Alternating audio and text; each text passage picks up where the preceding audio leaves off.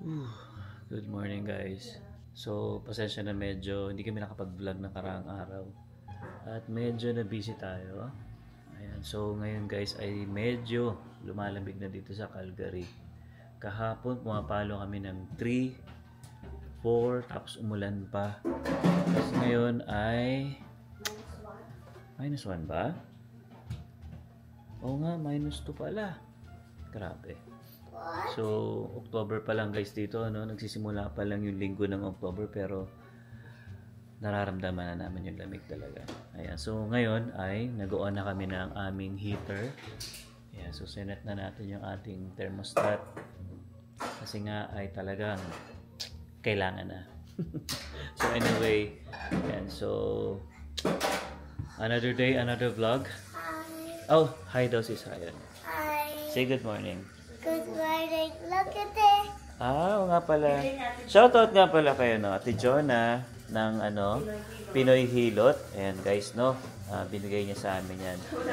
A princess. Yes. Let's go get Yeah. there. At saka, nagbigay siya sa amin ng papaitan. Grabe, sarap. Kinain ko agad kagabi yun, Ate Jonah, no? Si Ate Jonah, guys, malapit lang dito sa amin. Nasa dulo lang na tong street na to. Yung pinakakanto dun sa dulong-dulo. Ayan, so kapitbahay na kami. So anyway guys, no, sa pag gusto magpa-massage, nagda-direct billing sa Ate Jonah. Yun nga lang guys, medyo pahirapan ng sa kanya. Kailangan nyo magpa-schedule talaga kung gusto nyo magpa-massage. So meron siyang page, Pinoy Hilot. Nasa Facebook page lang yan guys. Search nyo lang yan. Pinoy Hilot by Jonah. Ayan, so search nyo yan siya. Then si Emma ay magluluto ngayon. Ay, hindi pala. Ako pala magluluto. Pinaganda ko lang na kunwari siya yung magluluto. Hi. Hindi, lang. Dahil breakfast ay magna 9 AM pa lang dito sa amin. Longganisa, tsaka itlog. Yeah, ituloy natin tong longganisa tsaka itlog. Gusto niya raw ng itlog. Yes. Pero siyempre, muna natin ito. Ibababad muna natin dahil frozen pa tong ating longganisa. Longganisa natin sweet. Oo nga pala. Nga pala guys, no? Lagi namin binibili yung ganito, yung sweet longganisa kasi nasanay kami sa guys, sa probinsya namin na medyo sweet talaga yung longganisa namin. Unlike sa iba, yung sa Ilocos, no? Ang longganisa nila yung parang garlic. Yes. So, iba-iba tayo syempre ng gusto. So, kami kasi nasanay na sa ganito, mas ito yung gusto namin. Yes. Baby, gusto ni Saya Nang kumot. Ayaw get na kumot. Kunin ko rin muna yung pila. Wait lang guys. Ayan na guys, ang ating chef. At niluluto ang ating Sunog na itlog. special sunny side up. Sunog na Sunog. Tostado. Okay na yan. Hindi, gusto kasi ni Emma tostado. Sakto lang, di naman sobra. Di ba pag minsan sa hotdog, gusto mo? Wala naman hotdog eh. Hindi nga lang, wala kaming pure foods. Ayan. So, next dyan, inunaw niya yung itlog eh.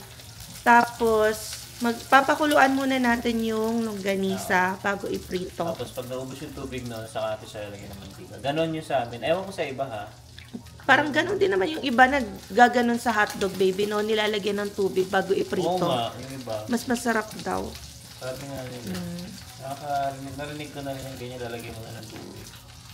Sa atin kasi, prito agad. Di ba? Lalo pag gutom na gutom ka na, prito na.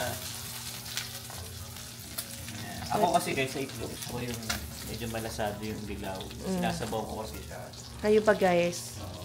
Yung iba, gusto, talaga, wala nang pagkalagkit. O yung dapat talaga lutong-luto yung yelo. Ako kasi sinasabaw ko talaga siya. Ganon yung gusto ko dati sa pagkasama sa Pansit Canton. Yung malasado. Oo, sa Pansit Canton. Ganun. Pero minsan kasi hindi ko makuha talaga yung malasado sa Pansit Canton. Okay. O, mag-hi daw si Zion. Ay na naman. I want the juice. You want juice? Bagay. Yeah, juice. Okay. But Again, what do you I have? have juice Okay, get the juice. later. Okay, later na lang. Oh, come on. I will choose the I want this one. Okay. Business ko, nagbigay me. Binigay mo? Yeah. Okay. Okay. Pakuluan muna natin ang longganisa. Yan, nabili lang namin to sa Lucky. Laki ba? Oo, yung bumili tayo ng... Ay, oo. Taga- Meron din sa ano to, sa Walmart. Oh, meron din sa Hong Kong. Yan. Ayan.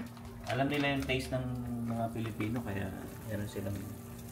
Oh, mga marami. Hindi ka ma-homesick dito. Oo. Alam ko may mga parts, no, like US or other provinces, walang masyadong Filipino stores. Meron, pero yung kagaya nung sa ano, yung nabanggit ko rin sa Germany, sa ate ko, pupuntahan mo pa talaga siya. Depende kung nasang lugar ka, no? Pero hindi, unlike kasi dito, punta ka ng Walmart, punta ka ng Lucky, punta ka ng Hong Kong. Marami, di ba? So, madali ka makakabili ng mga pagkain natin.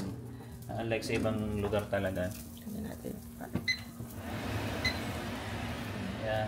So, yun yung maganda rin dito guys sa Canada. So, hindi mo mamimiss yung pagkain ng Pilipinas. Hindi masyado. Yeah. Ang mamimiss ko lang talaga, although meron ng tender juicy dito, hindi siya yung red hot dog. So, ano siya, ibang kulay. Ang problema lang, hindi mo nga mamimiss yung pagkain ng Pilipino, pero medyo Mahal. pricey. Mahal siya. Siyempre ini-import yan eh. So, Mm-mm. talagang magkakaroon talaga ng mga patong-patong yan. Ayan. Mm-mm. So, ayan. So, hintay lang natin to guys. Then, Breakfast na tayo. breakfast kami. And then, After na tong breakfast namin, meron kaming time pa na 2 oras para mag-ayos kasi sisimba kami sa St. Albert. So, normally kasi guys, 11:30 kami nagsisimba sa St. Albert. Ayan. So, kung hindi man kami, kung may let's say, hindi makalimutan namin 11:30, pero pa naman sa hapon. yan. Pero kasi, meron tayong pupuntahang Birthday. party. Anak ni Dwayne at saka ni Sis Joanne. Happy birthday. Ayan.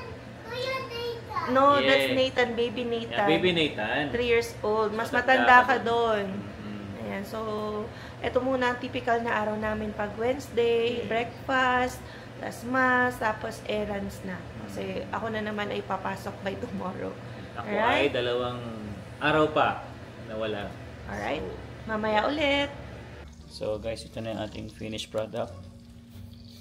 Baka sabihin nyo sunog ah. Oh, Tostado lang. tostado lang. Ayan, kakain na tayo. Sema, 2 itlog. Hoy, sa'yo to. Grabe. Pamatay. Ayan, so kain na muna tayo guys ng breakfast. Samahan nyo kami sa aming mukbang. Mukbang eh, no? Ayan. Inaantay lang namin yung chicken nuggets ni Zayo. Oo, biglang humirit si Zaya ng gusto Kala ng ko chicken egg, nuggets eh. egg, tapos longganisa, chicken nuggets. Yeah.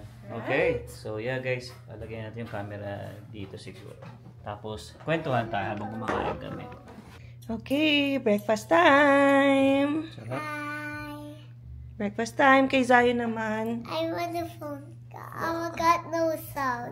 Later, because you have to eat chicken nuggets and rice and Want the and phone. egg. I want Later na yung phone, no? please. Eat muna, eat. Eat muna. I want it. Okay. I want Ganito ang seremonyas namin. I want Distracted it. lagi. I want it.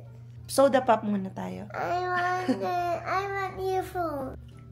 Okay guys, so yun o, umpisahan na natin ang ating breakfast habang nagkukwentuhan tayo. Ayan. Pagpupusok. Sumusunod kayo. Kala mo naman, special ang breakfast natin. Longganisa lang Hindi naman. special para sa iyo yan dahil akong gumawa niyan. eh. Mhm. Ako ang nagsaing. Alam mo naman special ka lagi sa akin. Mhm.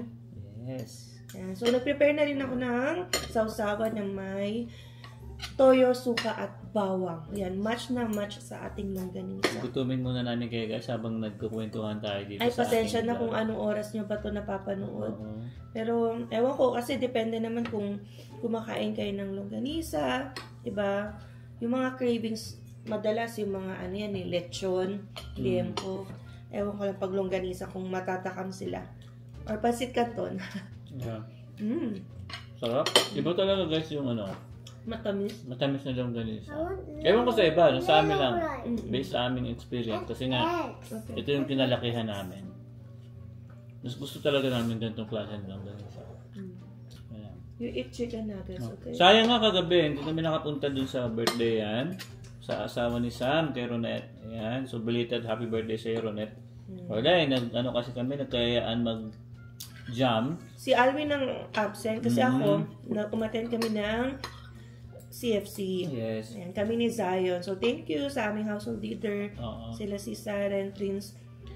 Kasi Bro Prince, kasi dinaanan niya kami at wala kaming ride. Kasi ako kahapon guys, dumiretso na ako from work. Kasi nga, biglang nagkayaan nga yung barkada ko na si Jason. Tapos yun, wala silang drummer. Kaya ako muna yung pinasingit nila. So yun, ano lang naman, jam-jam lang naman. Meron bang next event kayo? Actually, meron kami dapat ngayon. Pinag-usapan pa namin, October 24 sa Adobo Experience ulit. Wow. Depende sa kasi nga, dito lang, actually, dito ko lang nabasa. Nagkayaan na pala sila dati. Dito ko lang nabasa. So, nag-iyan kasi si Andres, yung lawyer din na kaibigan namin. Actually, kaibigan ni Emma. Yun nga, kung gusto raw natin tumugtog ng October 10 or October 24.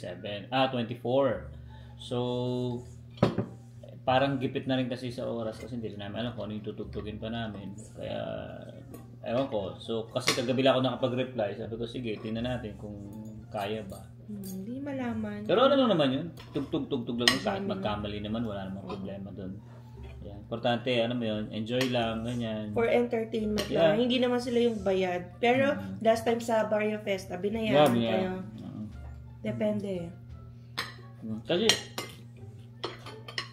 ako guys, nung nagsisimula pala ako magbanda, high school, hindi namin habol yung mga bayad-bayad na ganyan eh.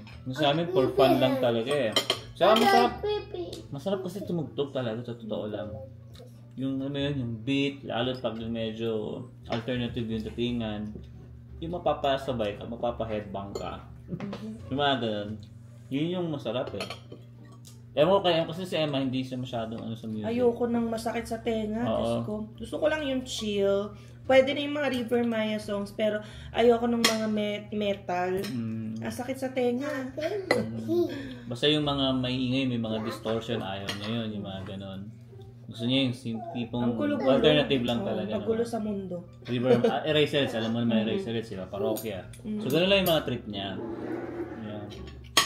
Pero ako kasi guys, pagdating sa music naman, kahit ano, wala naman akong pinipiling music, kahit Korean nga yan, K-pop, pag alam mo yung mas gusto ko sa pandinig, maganda yung beat, yung mga ganun, okay sa akin. Kahit heavy metal yan, walang problema sa akin. Kahit ano, R&B, slow rock, mga ganyan, walang problema.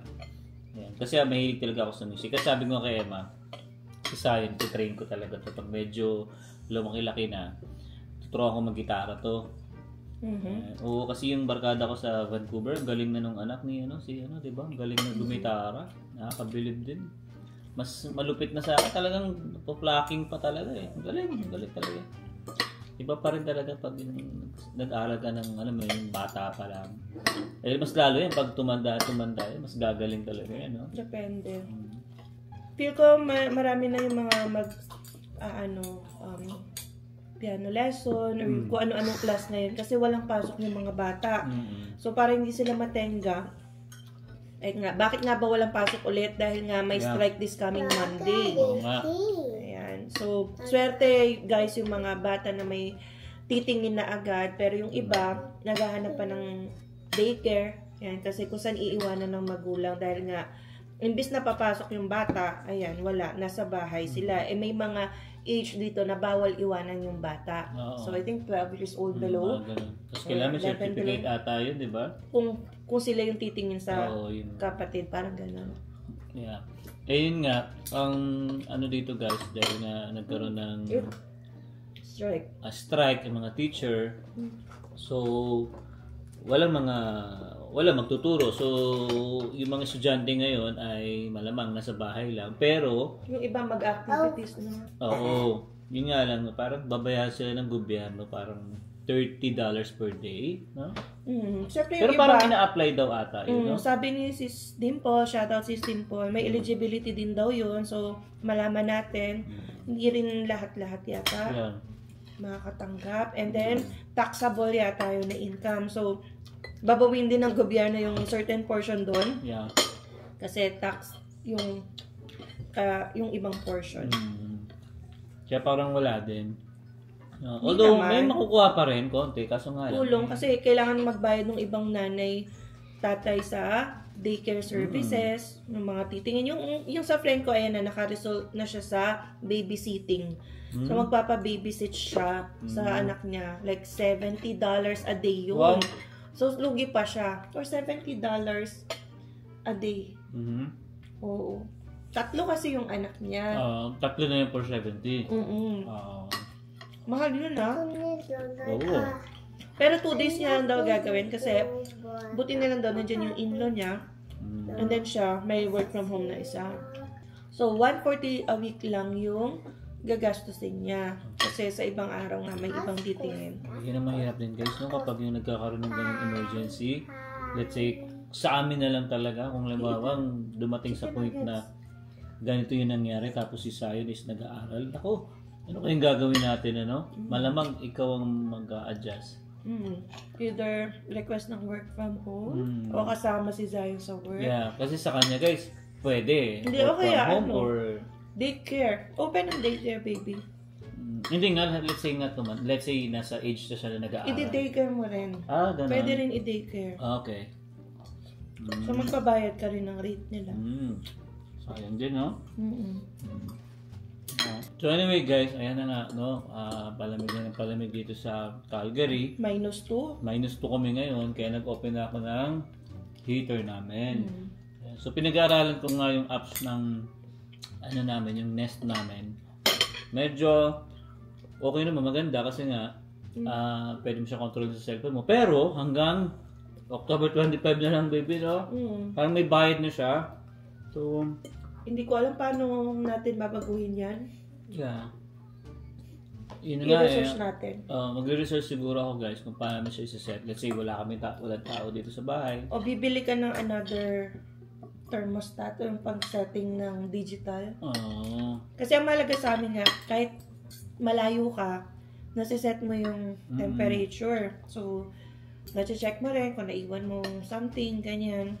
Kung wala namang tao sa bahay, hindi naman kailangan sobrang init ng heater, parang ganon. Yeah. Pero ngayon, like may changes dun sa app. So, iisipin namin kung ano yung kapalit. Kasi yung nakalagay doon, nag-message, parang hanggang October 25 na lang yung ano nila. Parang may subscription eh. Parang may nakita ko, may babayaran ka per year. Ayan, so alamin pa natin yan kasi nga, bago lang din naman tayo dito. Hindi mag-subscribe ka na.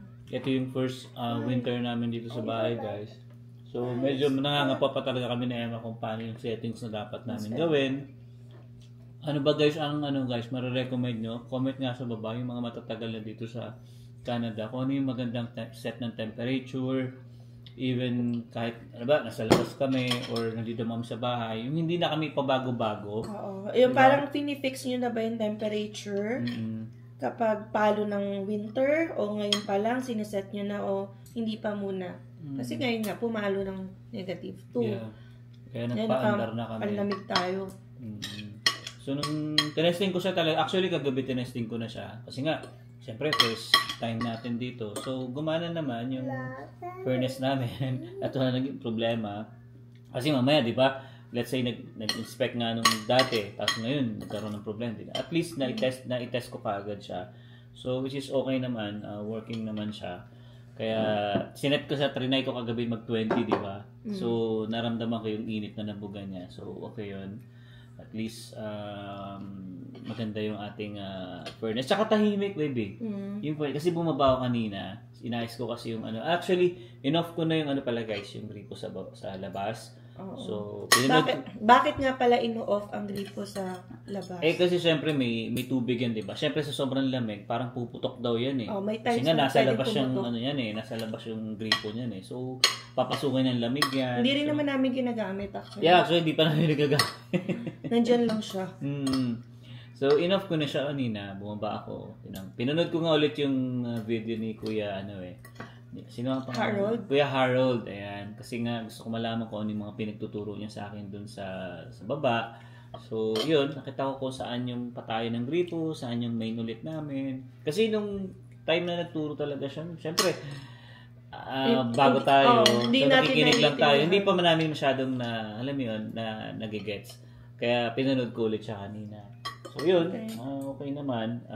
Tahimik yung ating furnace. Hindi ka doon sa basement, doon sa oven. Parang may trend na dumadaan. Pero mahina naman. Pag pinaandar mo siya, gumagano'n talaga. No? Kasi 1970s pa binuild yun eh. So, parang lumang furnace. Pero well-maintained siya. Oo, sobrang talaga nung may-ari na yun. Ingat na ingat siya. Maingat. Galing. Kaya nung bumaba ako, narinig ko, tahimik ka, ayos ah. Wala ka masyadong maririnig talaga.